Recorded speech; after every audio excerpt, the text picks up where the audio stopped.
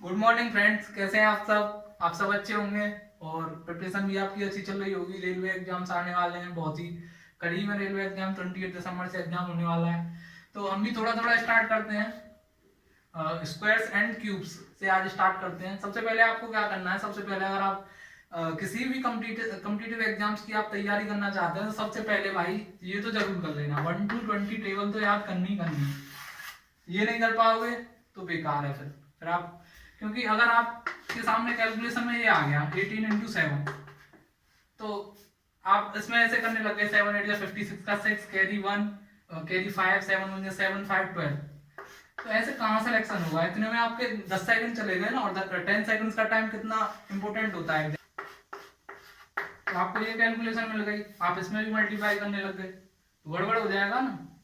तो 20 तक तो करना ही करना है। आप इससे 25 तक कर लोगे तो और भी अच्छा है। तो अगर आपको सीधा पता है ये कैलकुलेशन तो 110 आप सीधा लिख दोगे, आपका काम हो जाएगा।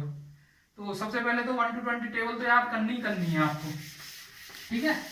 और स्क्वायर में आपको याद करा, इसके बारे में बात करते हैं। जैसे 1 से स्टार्ट करता हूँ मैं। 1 का स्क्वायर जो होता है वो आपको याद रखना है 1।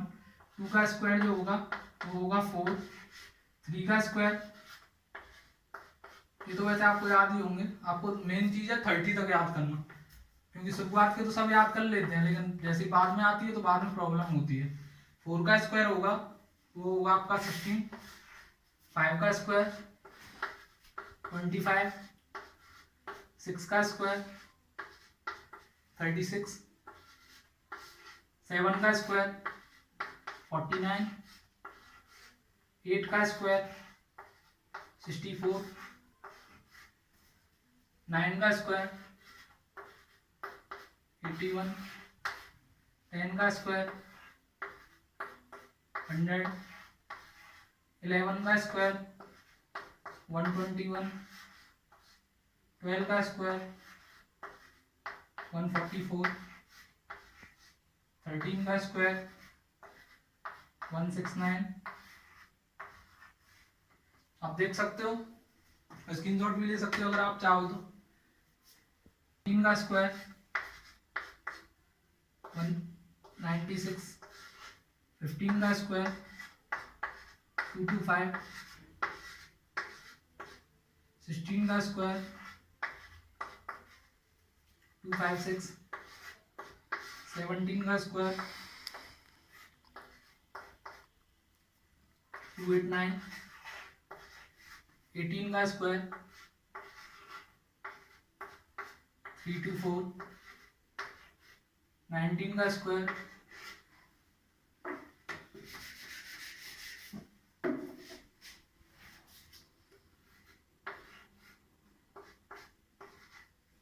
361। अब यहाँ से आगे प्रॉब्लम शुरू होती है। यहाँ तक तो सब याद कर लेते हैं। 20 का स्क्वायर हो गया, ये भी सबको पता होता है मोस्टली, 400। 21 का स्क्वायर 441। 22 का स्क्वायर 484। ये हो गया आपका 22 तक। 3 का स्क्वायर आगे देखते हैं 529।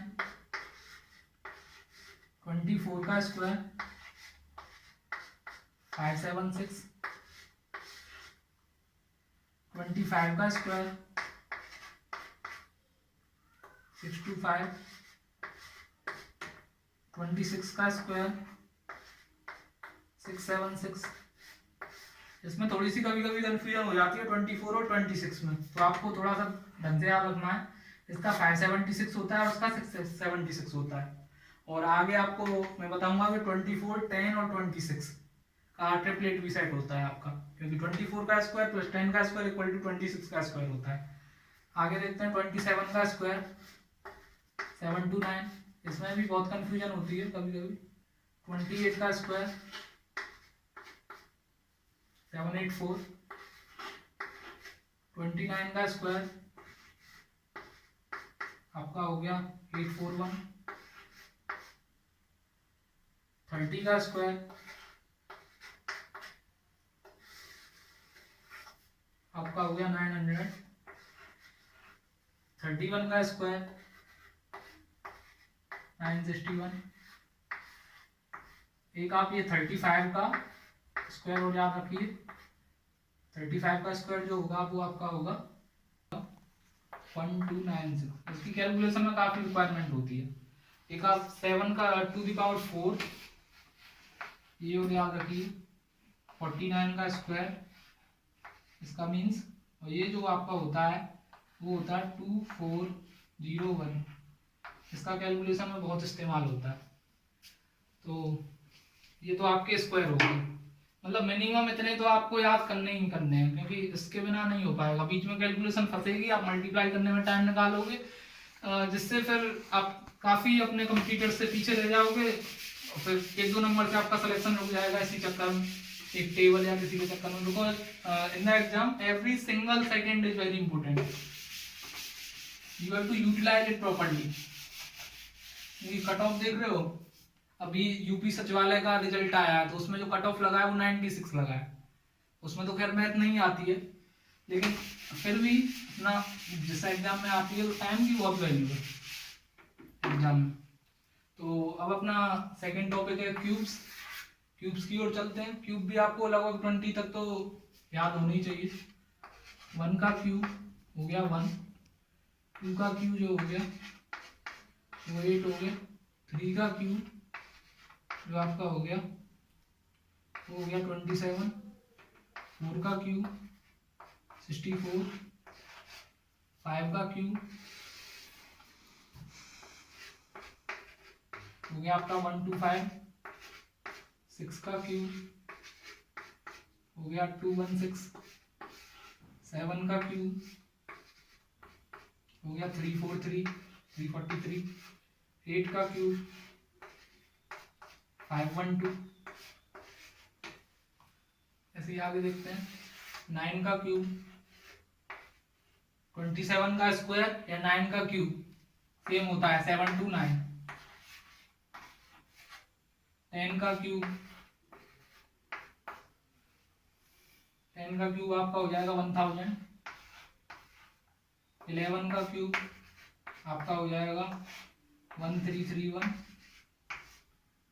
1331। 12 का क्यूब आपका जो हो जाएगा वो हो जाएगा 1728।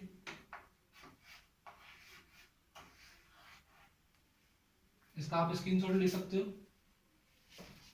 इनको और अच्छे से याद भी करना है, बार बार आपके कैलकुलेशन में यूज होगा।